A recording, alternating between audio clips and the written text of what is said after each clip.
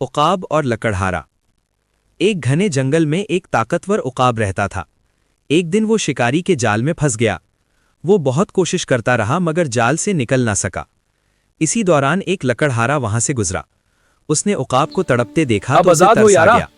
اس نے اپنی کلہاڑی سے جال کاٹ دیا اور عقاب کو آزاد کر دیا۔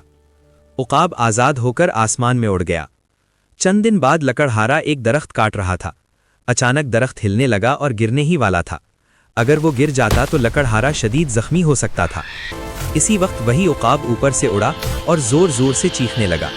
لکڑہارا نے اوپر دیکھا اور خطرہ محسوس کر کے فوراً پیچھے ہٹ گیا۔ اگلے ہی لمحے درخت زمین پر گر پڑا۔ لکڑہارا سمجھ گیا کہ یہ وہی عقاب ہے جسے اس نے بچایا تھا، اور آج اس نے اس کی جان بچا کر احسان کا بدلہ چکا دیا۔ سبق: نیکی کبھی ضائع نہیں جاتی۔ جو بھلائی آپ کرتے ہیں وہ کسی نہ کسی دن آپ کے پاس لوٹ آتی ہے۔ چینل سبسکرائب کرو، شکریہ۔